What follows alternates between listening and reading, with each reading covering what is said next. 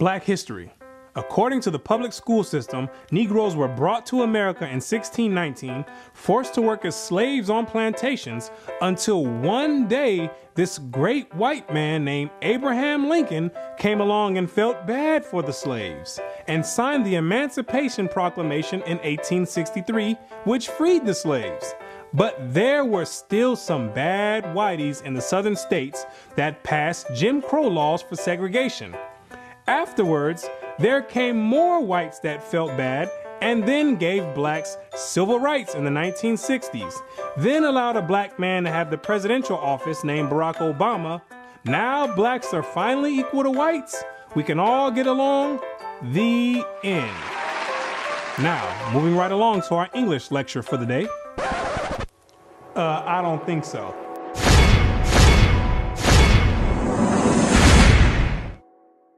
Black history. What do you know about Black history? Let me ask you a question. Prior to the transatlantic slave trade in the 1600s, what was your nationality? What did you call yourself? Some may say African. Well, Africa is a continent, and in that continent, there's over 47 different countries in there. Which one do you come from? What language did you speak prior to the 1600s? Was it English? There's over 1,500 dialects being spoken in the land of Africa. Pick one. What clothing did you wear? Was it high heels and stilettos? Skinny jeans and Vans? What food did you eat?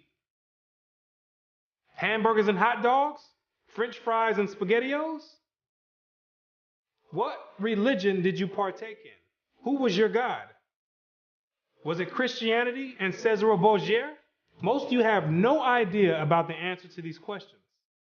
You have no recollection of any history prior to the transatlantic slave trade. Now, is that a coincidence or by random chance? I don't think so. Have you ever asked yourself, why is it that in the public school system that every time the subject of Black history is taught, it always begins in the 1600s and with slavery? Why is that? Doesn't that raise some antennas and spark inquiry? Why is it that the public school system is so committed to revolving Black history solely on the past 400 years? Why is that? Is it because there's a deficiency in historical data? Or maybe because there's no history at all prior to the 1600s. Maybe Black people just poofed out of thin air, sporadically, landed on slave ships, and they said, hey, we got a new species here, and start importing and exporting them all over the world. Maybe that's what happened. The question arises, what is the drawback on this history? Why does it keep being withheld? What's the big idea about it? Why is it being held hostage? That's the question. Why can't it be expounded on? 100 years prior to the 1600s? 300 years, 500 years, 1,000 years? Why is that information not being revealed? What's the big secret? What's the mysticism about it? What you're going to come to realize is that your identity is the biggest kept secret on the planet Earth.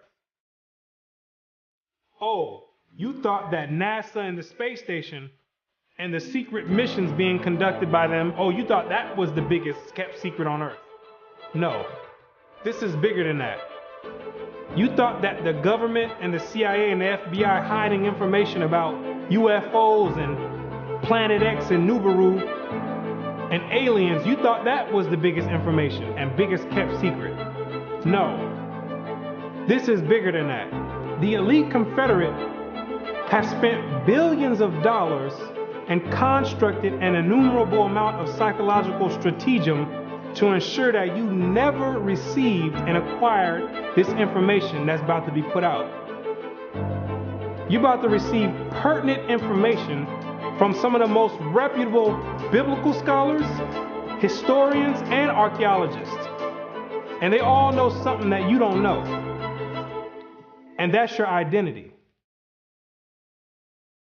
Ham, the youngest of Noah, born probably about 96 years before the flood, and one of 8 persons to live through the flood.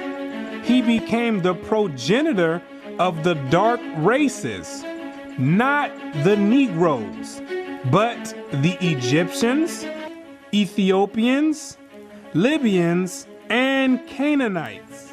Wait, the churches and the pastors, which are set up by the government, all teach in unison a doctrine that all black people come from the seed of Ham. But once you open up scholastic sources, you'll find out that the biblical scholars say something totally different from what's taught in Orthodox Christianity.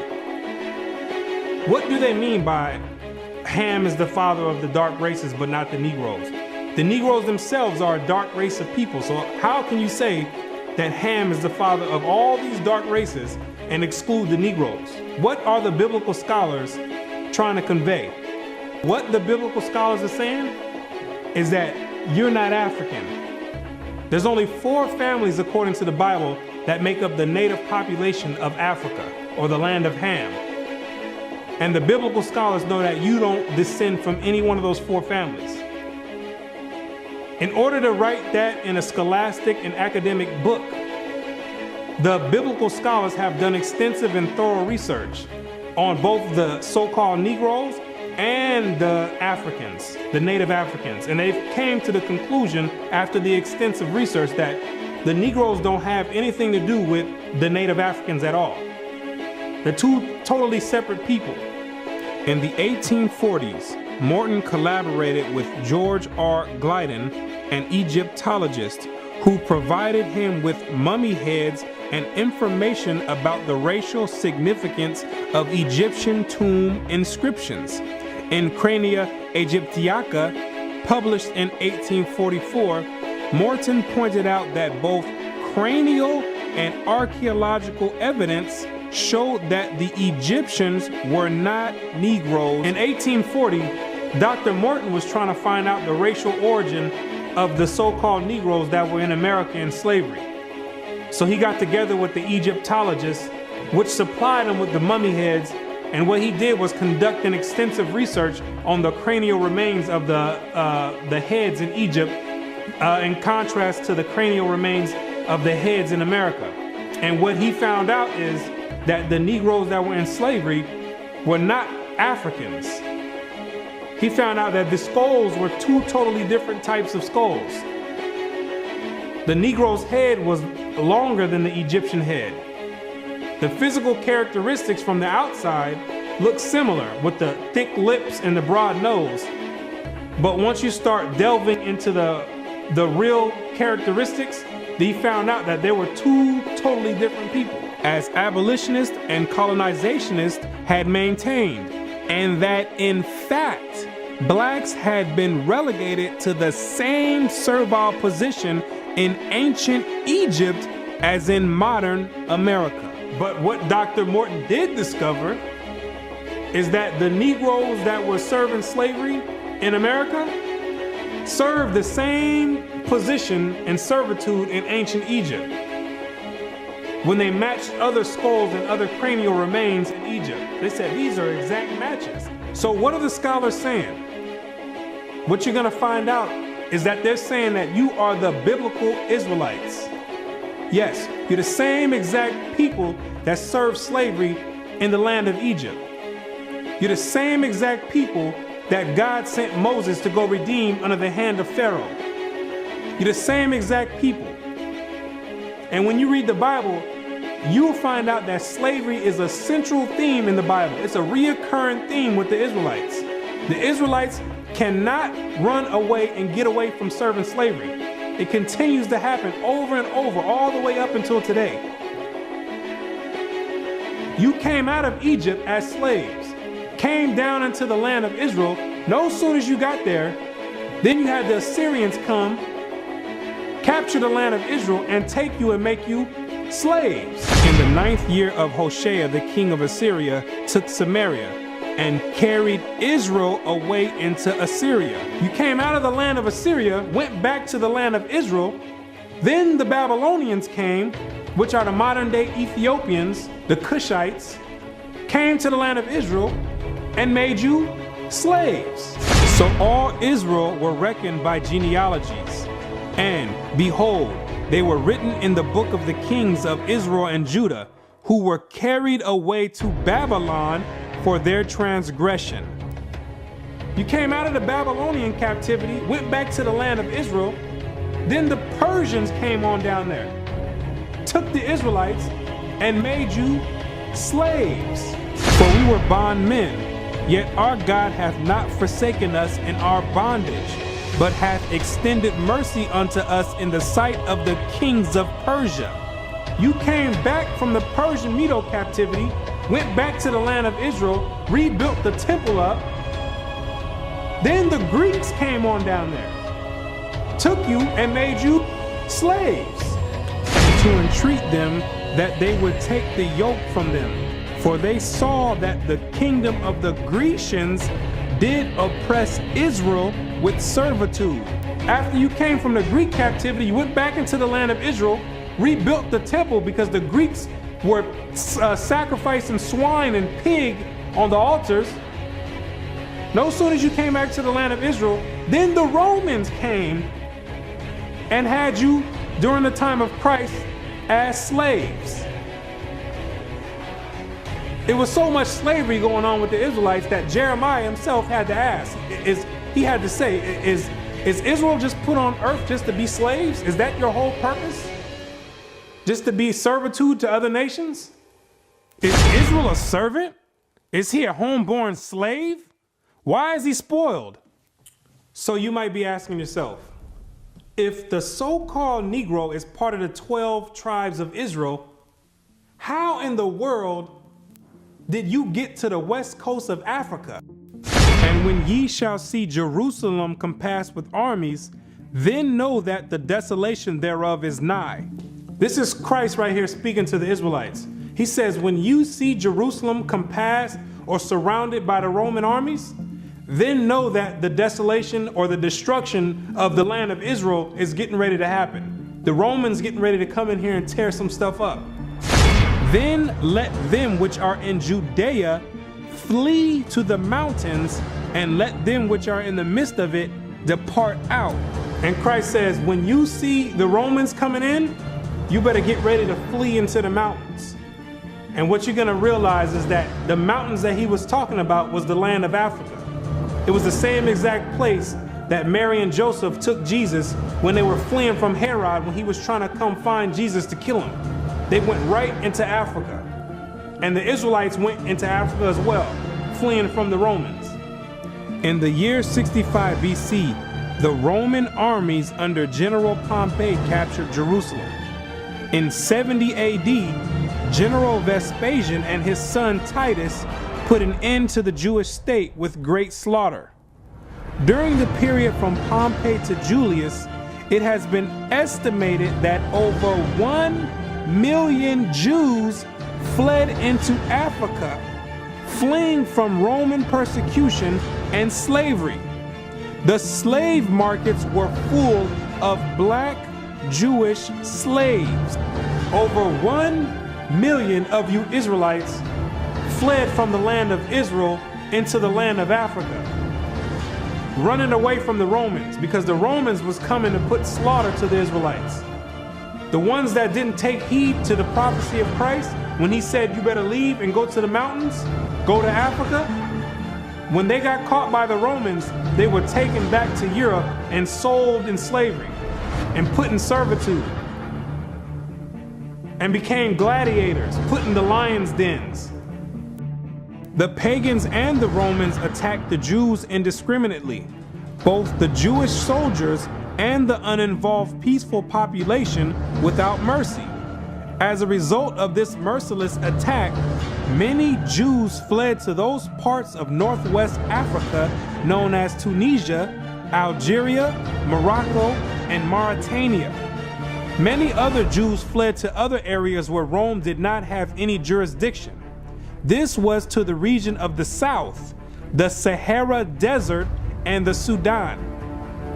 Grazel says, such is the explanation of how the Sahara Desert first acquired Jewish tribes, toughened by a fighting tradition and possessed of physical characteristics, black, which it is said still makes them approximate very closely the original Jewish population of Palestine. And after migrating from Israel and dwelling on the northwestern parts of Africa, after you were fighting vigorously with the Romans, you had no choice but to start migrating to the southern regions of Africa, where the Romans didn't have any jurisdiction. Because the Romans were relentless and they were adamant about putting all Israelites to death. So in order to get any type of peace, the Israelites had to start migrating to the sub-Sahara parts of Africa. The scholars know this for a fact. The biblical scholars know this for a fact. They know all the history of the Israelites and their migration patterns. Whatever may be thought of the more or less mythological traditions connected with the earliest Jews in North Africa, it is now practically an established fact that a Jewish nation, Jewish at least in faith and perhaps too in origin, long held sway south of the Sahara. In later centuries, Jews are believed to have settled in Western Africa during the height of the Songhai, Mali, Ghana, and Kanem-Bornu empires. According to accounts from explorers of the region, several powerful Jewish families of the Songhai Empire were of Jewish origin. Some accounts place West African Jewish communities in the Andu Forest of Dahomey, south of Timbuktu. In the 1930s, these groups still maintained a Torah scroll written in Aramaic that had been burned into parchment with a hot iron instead of ink so it could not be changed. In the 1930s, the historians went over there and still found Israelites over there that didn't get captured in the slave trade, still practicing the Hebraic faith, still knowing who they were. With a Torah, which is the first 5 books of Moses, written in Aramaic. That's the ancient language. And it's a shame that they have to burn it in hot iron so the European colonialists don't come over there tampering with it and taking the evidence and trying to hide the history. It's a shame that they have to do that. It is a total shame that they have to do that. The black Jews had an advantage over the African tribes. They carried their culture, history, laws, and written records with them. The Jews made use of every opportunity. They were an industrious and skillful people. In the Jewish Ghanaian states were found kings, princes, governors, generals, secretaries, treasurers, revenue agents, judges, architects, engineers, doctors, historians, language interpreters, mathematicians, jewelers, sculptors, masons, carpenters, painters of art, goldsmiths, leather workers, potters, armorers, saddlers, blacksmith, agriculturalists, etc. Who told you that you was a bunch of Negroes running around on the west coast of Africa, butt naked, swinging from vines? Who told you that lie? You were and still are a prestigious people, a skillful people. The decline of Jewish communities of the West African Maghreb most likely began with the influx of Arab invaders into North Africa starting in 640 CE and later into West Africa in the 1300s and 14 CE. So after you had established communities and empires on the west coast of Africa, after the 7th century, that's when Muhammad and his band of thugs came down there to the West Coast with the Quran in one hand and a sword in another one. And they were forcibly converting the Israelites into that nonsense Islam. Yeah, I said it, nonsense Islam, because that's not what we were dealing with. That's the Arabs' religion. That's not what we were dealing with. And that was the decline of the Hebraic community over there in the west coast of Africa. And that was the forefront in the beginning of the slave trade. Yea, and what have ye to do with me, O Tyre and Zidon, and all the coast of Palestine? Tyre, Zidon, and the coast of Palestine, those are all ancient Africans that God is referring to. Will ye render me a recompense? And if ye recompense me, swiftly and speedily will I return your recompense upon your own head. Because ye have taken my silver and my gold, and carried into your temples my goodly pleasant things. The children also of Judah and the children of Jerusalem have ye sold unto the Grecians. The Africans got together with the so-called Grecians or the Europeans, and they commenced in selling the Israelites that were dwelling on the west coast of Africa in slavery. There's your slave trade right there in the Bible. Both buyers, Europeans, and sellers, Africans, saw the people traded into captivity on the African coast as outsiders. Now, why did those Africans see you as outsiders? Because you were some people that migrated and encroached on their land. They knew you were not the same exact people. The customs that you had, the way you moved, they knew you were not the same people, so they had no problem commencing in a slave trade with the Europeans. Do you be crazy to believe that Africans were selling their own people? That makes no sense at all.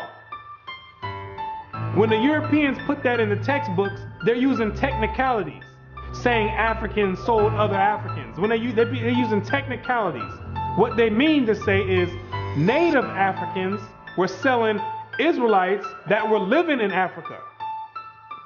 It'd be no different if somebody wrote history of 500 years from now and say there was a slave trade that happened here in America. Say black people got together and start selling white people to the Chinese. If somebody with the same mindset that the Europeans have wrote history 500 years from now, they would say Americans were selling other Americans to the Chinese. When it's two totally different nation of people living in America. You can't just say Americans sold other Americans. Two totally different people. It's the same exact scenario on the west coast of Africa. There are both oral and written explanations that trace the origin of the Igbo. And the most tantalizing is an association of the Igbo to the Hebrew race. This assumption is based on the fact that Igbo culture has many similar traditional customs like that of the Jews. Similar customs are observed in marriage negotiations, childbirth and circumcision, restitution, attitude to totem animals and taboos, as well as hospitality to others, especially to strangers, etc. The Igbo are therefore said to be the split and lost group or tribe of Israel that refused to wander further northeast with Moses, but preferred going down southward. The Igbo people have many Jewish traditions. Naomi Katz, the current Israeli ambassador in Nigeria, and others point to their possible ancient Israelite origins. See, the scholars, they've done their research on the Igbo tribe, extensive research. And they've compared the traditions of the Igbo tribe, and they've matched them up to the biblical traditions of the Israelites. And they said, whoa, these are strikingly similar. The only way that these people could be practicing the Hebraic faith this close is if they were the biblical Israelites themselves. So you may ask yourself, what is the significance of the Igbo tribe to the so-called Negro in the Americas? When you do the research, what you're going to find out is that the Igbo tribe is one of the main sought-out tribes that were captured and sold in the transatlantic slave trade and came right here to America. The British were the major buyers before they banned their own slave traffic in 1807. They were replaced by the Portuguese and the Spanish for as long as the traffic continued here. The majority of the captives were speakers of Igbo dialects. You can hear me clearly, Rabbi. Let us have your name once more. My name is Rabbi Yehuda ben Shomer. Okay. Well, is it okay if we just call you Yehuda? Yeah, that's fine. Today? Okay, yeah, that's great. fine. No problem at all. I'll go on even further to say this, that the slave trade is actually connected to Deuteronomy 28, because the majority of the slaves that were brought to the Caribbean islands and brought to the Americas were Igbo people, were people of Hebrew and Hebraic Israelite descent, if you will. And so if you read Deuteronomy chapter 28, it matches perfectly what happened to the Hebrew slaves, the black Hebrew slaves, during the slave trade. It just matches it perfectly. Back up now. I think we just rung a bell here. Hold up now. Okay. Hold up. Hold the presses. Okay. Hold up. I hope everyone is listening to this. This is you about to rock some boats now, Ben Yehuda there. Hold up now. Listen to what he's saying here. So you are saying that there's a great chance, or more so, that the black people that links directly to the slave trade are from the lost tribes of Israel. Is that what you're saying here, sir? Yes, I am. Now, granted, I will qualify that I don't. Wait a second. I don't believe that every single black person is Hebraic or Jewish, but I'm saying that the majority of the slaves involved in the slave trade were Hebrews. These people knew exactly who they were buying and selling, both the Africans and the Europeans. The Europeans, which are the Romans went after 70 AD, they went conquering, and they done hid themselves under different nationalities after they done conquered the native people that were in those lands in Europe. Hid themselves under the French, under the British, under the Portuguese. They're the same exact Romans. And all they're doing is continuing the agenda that was put in place in 70 AD. When they came down there looking for the Israelites. It's the same exact agenda. And carrying it forward to today. It's the same exact agenda. They knew exactly who they were aiming for. It's not by coincidence that all the history matches up perfectly with the Bible prophecies. It's not a coincidence. And then they push a doctrine on you in church talking about it doesn't matter. So then you never go and look for this information. Now you see exactly why they don't put none of this in black history, why they don't go prior to the 1600s. You start digging prior to the 1600s, and then you find out you come or descend from the Igbo tribe. You start doing your research. Well, let me find out a little bit more about this Igbo tribe. Then you find out that the Igbo tribe are known as fact descend from the 12 tribes of Israel. So then you say, hold on. Something's not right here. That's the exact reason why they don't go prior to the 1600s. You're not supposed to find out this information. They're supposed to keep renaming your nationalities every few years to cause confusion and to have you confused, not knowing who you are. Each year, something else come out. First you called Negro, then you called color. Then 10 years later, they switch it to African American. It's all by design. Now you have to be asking yourself, if you are supposed to be the people of God, the chosen people of God, why is it that he continues to allow you to keep going into slavery after slavery after slavery? And why does he have you building up everybody's civilization off of the back of your slave labor. And it shall come to pass, when thou shalt show this people all these words, and they shall say unto thee, wherefore hath the Lord pronounced all this great evil against us? Or what is our iniquity? Or what is our sin that we have committed against the Lord our God?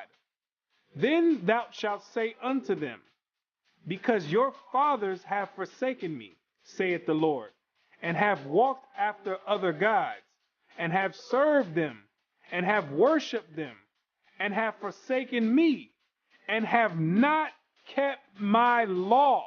What you're going to realize is that when Moses brought you out of the land of Egypt and you entered into the wilderness, you entered into a covenant with the Most High God, the creator of everything you see in heaven and in earth. You entered in a blood in and blood out agreement with the creator. And he kept his end of the bargain, but you never kept yours. And he took the book of the covenant and read in the audience of the people. And they said, all that the Lord hath said, we will do, and be obedient.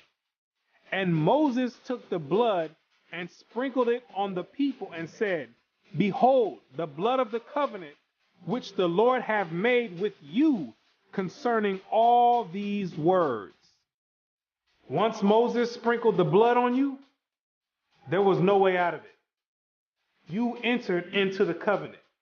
And it shall come to pass, if thou shalt hearken diligently unto the voice of the Lord thy God, to observe and to do all his commandments, which I command thee this day, that the Lord thy God will set thee on high above all nations on the earth. And all these blessings shall come on thee and overtake thee, if thou shalt hearken unto the voice of the Lord thy God. You see, if you kept your end of the bargain, the deal was the Most High was going to set you above all nations on the planet Earth. You know, the same spot that the Europeans have today, that was supposed to be your spot if you kept his laws, statutes, and commandments. But, that means there's a stipulation. There's two sides of the bargain. It shall come to pass, if thou wilt not hearken unto the voice of the Lord thy God, to observe to do all his commandments and his statutes which I command thee this day, that all these curses shall come upon thee and overtake thee. Thy sons and thy daughters shall be given unto another people, and thine eyes shall look and fail with longing for them all the day long, and there shall be no might in thine hand. Thou shalt beget sons and daughters, but thou shalt not enjoy them, for they shall go into captivity. The stranger that is within thee shall get up above thee very high, and thou shalt come down very low. Moreover, all these curses shall come upon thee, and shall pursue thee, and overtake thee, till thou be destroyed, because thou hearkenest not unto the voice of the Lord thy God, to keep his commandments and his statutes which he commanded thee. And they shall be upon thee for a sign and for a wonder, and upon thy seed forever, because thou servest not the Lord thy God with joyfulness and with gladness of heart for the abundance of all things. Therefore shalt thou serve thine enemies, which the Lord shall send against thee, in hunger and in thirst and in nakedness and in want of all things. And he shall put a yoke of iron upon thy neck until he have destroyed thee. God says you'd have the yokes of iron on your neck until he has destroyed you. So that means when he takes the yokes of iron off, you were destroyed. When did that happen? In 1863, when Abraham Lincoln signed the Emancipation Proclamation. The yokes of iron came off. But at that time, your whole history had been whipped out of you. When the master gives you something, you take it. He gave you a name. It's a nice name. It's Toby. And it's going to be yours till the day you die. Now, I know you understand me, and I want to hear it.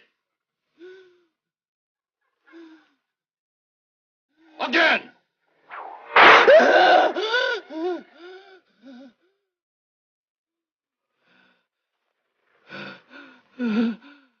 I want to hear you say your name. Your name is Toby. What's your name?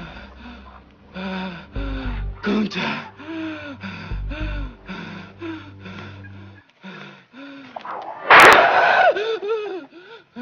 Lord God, help that boy. They're gonna whip him dead. What's your name? Say it. Toby. Who are you?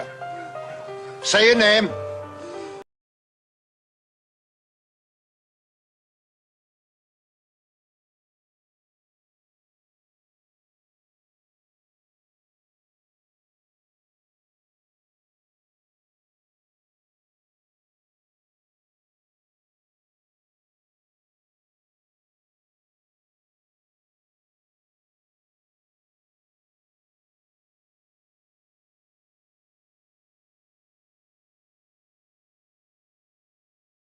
His bosom, and toward the remnant of his children, which he shall leave. You wonder why it's black on black crime?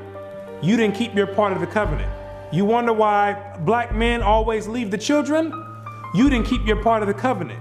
Also, every sickness and every plague which is not written in the book of this law, them will the Lord bring upon thee, until thou be destroyed.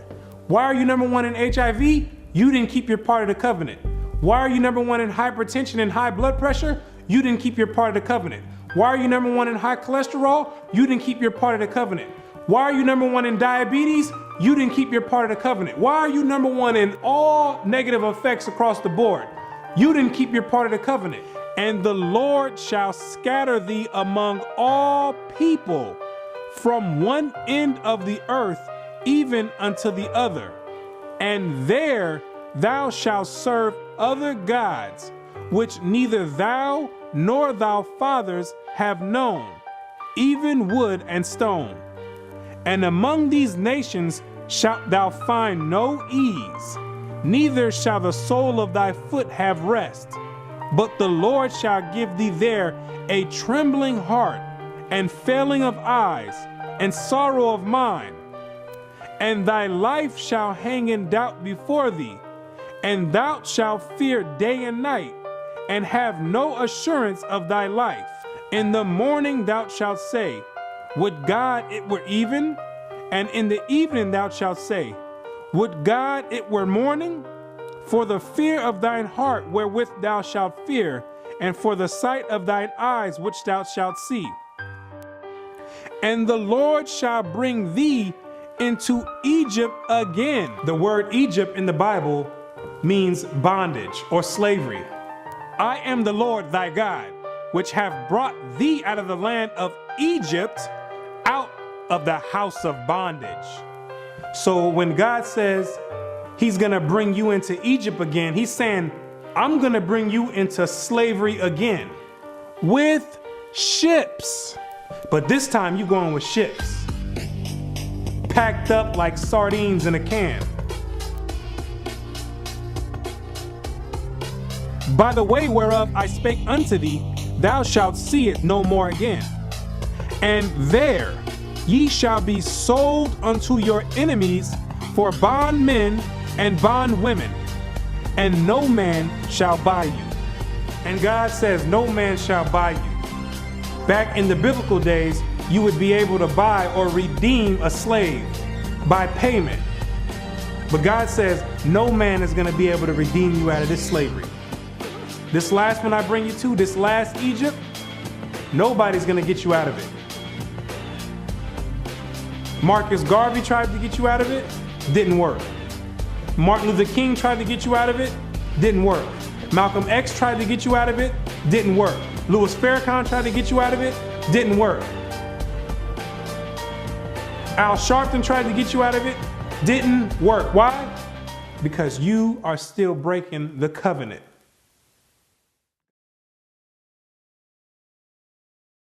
If you're the real Israelites, who are these people over there in the land of Israel claiming to be you?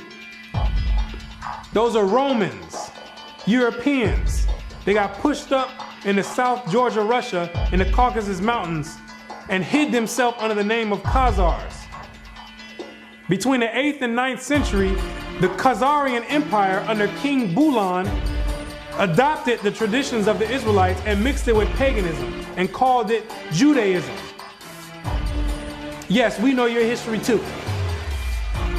Then after the Holocaust, which was politically motivated, the elite used that as a pretext to invade the land of Israel and took those Khazarian converts and placed them in that land in 1948. In May of 1948, a new Jewish state, Israel, was born in a bath of blood. Jewish troops routed Arab forces from the city of Haifa in the first of a series of battles that were to reverberate through the years.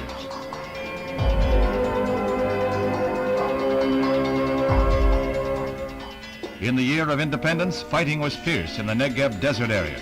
Here, Israeli troops routed the Arabs and took hundreds of prisoners. Meanwhile, on May 14, 1948, the new government headed by David Ben-Gurion is installed in Tel Aviv. Thus, for the first time since the Roman legion destroyed Jerusalem in the year 70 AD, the Jewish people have a nation of their own. United Nations teams accompany Israeli soldiers under the white flag to retrieve the bodies of soldiers killed in the continuing strife with Arab troops. The UN was able to effect some uneasy pacts calling for a truce, but skirmishes continued to break out. Dr. Chaim Weizmann joined Premier Ben-Gurion in the government. The Jewish patriot became president as Israel went before the United Nations to seek a place in that world body. The Middle Eastern Arabic nations were in violent opposition, and when Israel was voted a membership, they walked out in a body. For the rest of the day, their seats remained empty, but they returned the next morning to no further incident. Thus, history was made as the Jewish state of Israel was born. Conceived in strife and weaned on violence, Israel has flourished to become a constructive voice in world affairs. Her flag became a symbol of hope. To destabilize the Middle East. Prior to that, those people never lived in the land of Israel. Prior to 1948, those people never stepped foot in the land of Israel. Those are Europeans hiding themselves, European Romans hiding themselves under Jewish. That's what they keep doing each time. They keep going different places and taking on different nationalities. They're the same exact people. These are the same exact people that funded your transatlantic slave trade. Yes, the same Jewish man, the same Romans. These are the same people that's responsible for your 400-year short span Black history curriculum. These are the same exact people that control the media outlets and push rap music on the whole Black community and support it and push it on the forefront. The same exact people. They control all the media. These are the same exact people that are responsible for your Christian churches in all the neighborhoods in the Black community.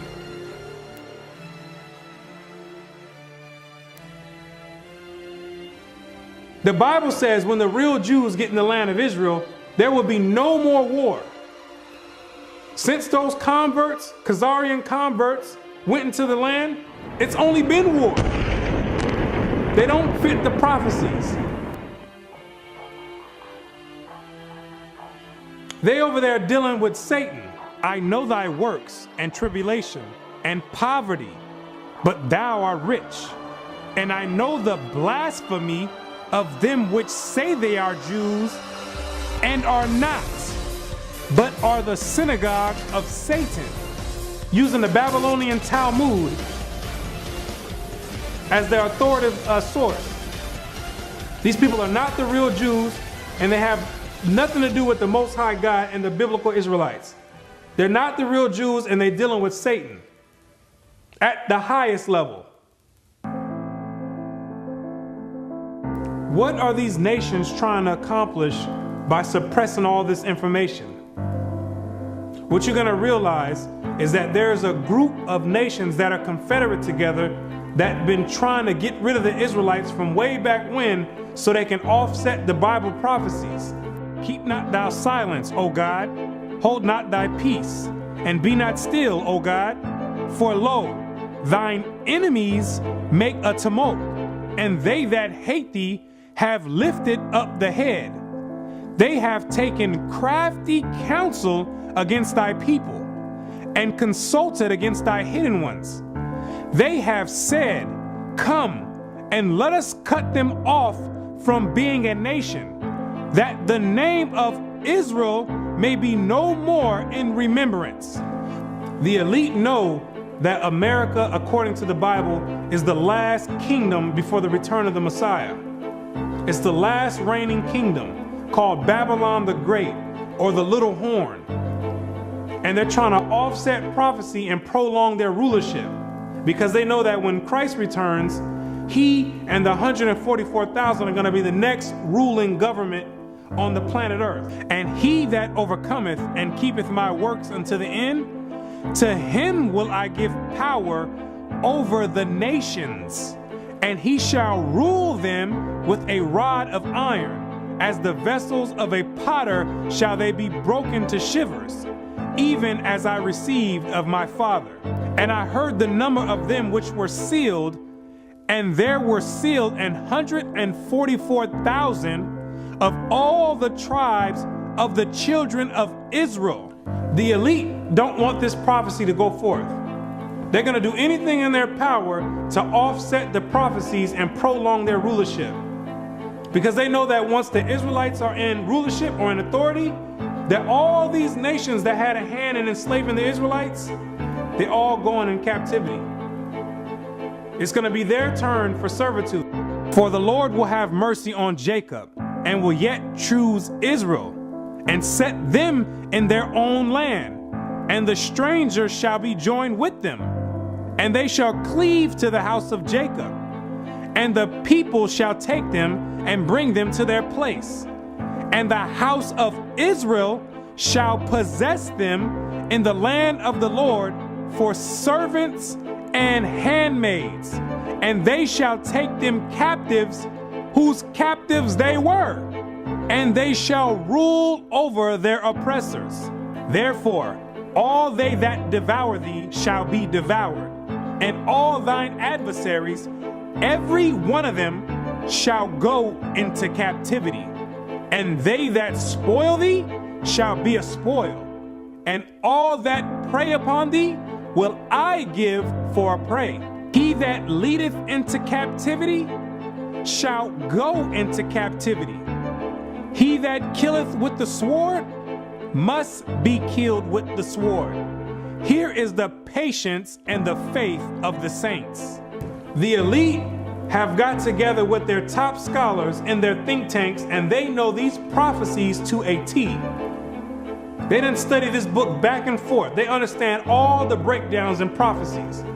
So in order to prevent these things, they have to suppress history and rewrite history and flood the media outlets with all types of futile material like rap music, Atlanta Housewives, and other reality TV nonsense to keep your mind occupied on entertainment and divert it from anything with any significance. And the success rate of that to black people is extremely high. The black man won't pick up a book if his life depended on it. A book is kryptonite to the black man. It's like spraying Raid on a roach. They say if you want to hide anything from a black man, you put it in a book. But despite these efforts of trying to offset prophecy, There's Israelites waking up all over the world by the thousands, coming up out of sleep and getting rid of these Gentile gods and coming back to the Most High God, the creator of heaven and earth, and keeping their end of the bargain. For the children of Israel shall abide many days without a king, and without a prince, and without a sacrifice, and without an image, and without an ephod, and without a teraphim. Afterward shall the children of Israel return and seek the Lord their God and David their king, and shall fear the Lord and his goodness in the latter days. The kingdom of heaven rulership, the governing body, is being set up right now in the midst of everyone, and nobody even knows it. While America is on an economic decline, God is raising up the ruling government of the kingdom of heaven. He says, even though the children of Israel are as the sand of the sea, only a small remnant are going to be saved from his wrath. Isaiah also crieth concerning Israel, though the number of the children of Israel be as the sand of the sea, a remnant shall be saved. Because the majority of you Israelites are going to be too caught up and bugged out of your mind and caught up in the world and caught up in Christianity to even give the Creator a thought and even to consider to go back and keep your part of the covenant. But God says He's not sending you in slavery no more. He says if you didn't learn this time from all the captivities you've been under, if you didn't learn from getting your backs whipped, if you didn't learn from being hanged, if you didn't learn from having your sons and daughters sold, He says, I'm not bringing you into captivity no more after America. This is the last captivity. He has another plan for you. You got another punishment coming. It's called the lake of fire.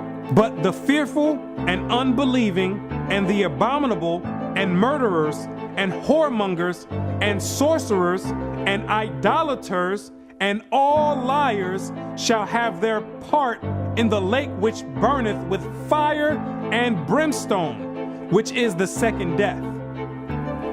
And you're going to be there for a very long time.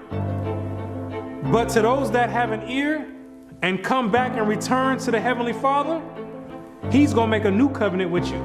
For finding fault with them, He saith, Behold, the days come, saith the Lord, when I will make a new covenant with the house of Israel and with the house of Judah. The Bible says that the new covenant is with the Israelites, not all nations. He made the first covenant with you, and He's making the next covenant with you as well. Not according to the covenant that I made with their fathers in the day when I took them by the hand to lead them out of the land of Egypt, because they continued not in my covenant, and I regarded them not, saith the Lord. For this is the covenant that I will make with the house of Israel after those days. What does it mean after those days? It's talking about when you get into the wilderness. Yes, you have to go to the wilderness again. The same way when you came out of Egypt and you went into the wilderness and made the first covenant is the same exact way when you come out of America, which is the modern Egypt, you're going to have to go into the wilderness again. And I will bring you out from the people and will gather you out of the countries wherein you are scattered, with a mighty hand and with a stretched out arm, and with fury poured out. And I will bring you into the wilderness of the people, and there will I plead with you face to face, like as I pleaded with your fathers in the wilderness of the land of Egypt. So will I plead with you, saith the Lord God. And I will cause you to pass under the rod, and I will bring you into the bond of the covenant. The covenant is going to be made after Christ returns. That's the new covenant. Then there's a new covenant now. You're still under the same exact covenant you made when you came out of Egypt. That's a binding covenant right now. I will put my laws in their mind and write them in their hearts. And I will be to them a God, and they shall be to me a people. And God says He's going to put His laws in your mind. Yes, those same laws that your Christian church teaches are done away with, those are the laws that are going to govern the kingdom of heaven. The same way America has their laws that govern America, the laws written in the Bible in the first 5 books of Moses, those are the laws that's going to govern the kingdom of heaven. Those are the same exact laws that you promised and made a pact with the Most High saying that you would keep, and you refuse to keep to this day. That this is a rebellious people, lying children, children that will not hear the law of the Lord, which say unto the seers, see not, and to the prophets, prophesy not unto us right things, speak unto us smooth things, prophesy deceits. Yet the number of the children of Israel shall be as the sand of the sea, which cannot be measured nor numbered. And it shall come to pass that in the place where it was said unto them, ye are not my people, there it shall be said unto them, ye are the sons of the living God. In these same exact places where you were scattered for a reproach and called by different names like African American, Negro, and colored people, and where you were told in church that you were a Gentile, in these same exact places, it's now being told to you that you're actually the children of Israel. Prophecy is being fulfilled right now. It's up to you now to make a choice. Either you're going to come back and keep your end of the bargain, or you're going to still stay out in the world. And if you stay out in the world, the only thing you can look forward to is weeping and gnashing of teeth. The Most High is extending out his hand one last time. It's either you're going to repent and come back, or you're going to die in your sins. You can hang on to whatever you want. You still want to worship the Gentiles' gods? You go for it. The Gentiles can teach that the law's done away with. They wasn't back there in the wilderness, and they wasn't back there with the blood sprinkled on them. They wasn't under a covenant. They weren't back there saying, we will obey. You did. The Most High never gave them no laws to keep, but he gave it to you. He showeth his word unto Jacob, his statutes and his judgments unto Israel. He hath not dealt so with any nation. And as for his judgments, they have not known them. Praise ye the Lord. So there's no punishment for them not keeping the laws. But there's a great punishment for you not keeping it. So it's time to decide. Either you're going to be in or you're out.